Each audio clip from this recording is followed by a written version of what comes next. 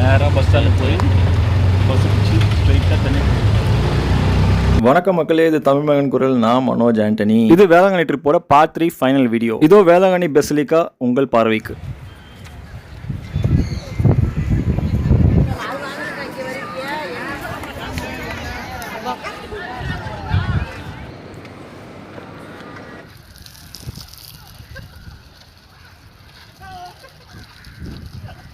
பொதுவாக 3 விஷயத்துக்கு மக்கள் வேளாங்கண்ணி போவாங்க. ஒன்று வேண்டுதல் நிறைவேற, 2வது வேண்டுதல் நிறைவேற்ற, 3வது நன்றி சொல்ல. இதில் நான் எந்த கேட்டகரின்னு கேட்டிங்கன்னா 3வது கேட்டகரி. இது வரைக்கும் நடந்த எல்லாத்துக்குமே நன்றி சொல்ல. வருஷத்தில் ஒரு தடவை இல்லை வருஷத்தில் 2 தடவை இந்த மாதிரி பெரிய கோயில் போனதை நான் ரெக்கமெண்ட் பண்ணுவேன். அது உங்களுக்கு பிடிச்ச கோயில் திருப்பதியாக இருக்கலாம், நாகூராக இருக்கலாம், வேளாங்கண்ணியாக இருக்கலாம், வேறு எந்த ஒரு தலமும் கூட இருக்கலாம். நான் ஏன் அப்படி சொல்கிறேன்னா, அந்த இடத்துக்கே போய் 2-3 நாள் அந்த காற்றை சுவாசிச்சு அங்கேயே வாழ்ந்து அங்கே இருக்கிற ஜபத்தெல்லாம் கேட்டு சந்தோஷமாக சுற்றி திரிஞ்சிட்டு இருக்கும்போது நம்ம மனசில் இருக்கிற கவலை, வேதனை, கடன் தொல்லை, அந்த தொல்லை, இந்த தொல்லைன்னு ஒண்ணுமே மனசுல இருக்காது. ஆக மொத்தத்தில் நம்மளோட சொந்த வீட்டுக்கு வந்த மாதிரி ஒரு ஃபீலா இருக்கும். அந்த வகையில் வேளாங்கண்ணி எனக்கு சின்ன வயசுல ரொம்ப ஸ்பெஷல். நம்மளை சுற்றி 4 பக்கமும் கோயில் இருக்கும், நிறைய ப்ரேயர் ஸ்டேஷன்ஸ் இருக்கும். இங்கே அங்கன்னு சொல்லிட்டு நீங்கள் எங்கே வேணாலும் ப்ரேயர் பண்ணலாம், எங்கே வேணாலும் போய் உட்காரலாம். இந்த தடவை நான் ரொம்ப பார்த்து ஆச்சரியமான வியந்த விஷயம் ஒன்று, ஜீசஸ் லான்ல உட்காந்துட்டு அவர் பக்கத்தில் போய் உட்கார ஒரு ஸ்பேஸ் இருந்து. இது வரைக்கும் ஜீசஸ் நான் கிராஸ்ல பார்த்துருக்கேன், பெருசாக ஸ்டாச்சுல நிற்கிற மாதிரி பார்த்துருக்கேன். ஆனால் பக்கத்தில் உட்காந்து எங்கிட்ட பேசுடா அவரே சொல்ற மாதிரி ரொம்ப ஹார்ட் டச்சிங்காக இருந்தது. ஆக மொத்தத்தில் இந்த ட்ரிப்பு அடி போலி. உங்களுக்கு வேளாங்கண்ணியில் பிடிச்ச ஸ்பாட் என்னன்றது முடிஞ்சா கமெண்ட் பண்ணுங்க. அடுத்த வீட்டில் பார்ப்போம். டாட்டா. இது தமிழ் மகன் குரல். நான் மனோஜ் ஆண்டனி. நன்றி. வாழ்க தமிழ்.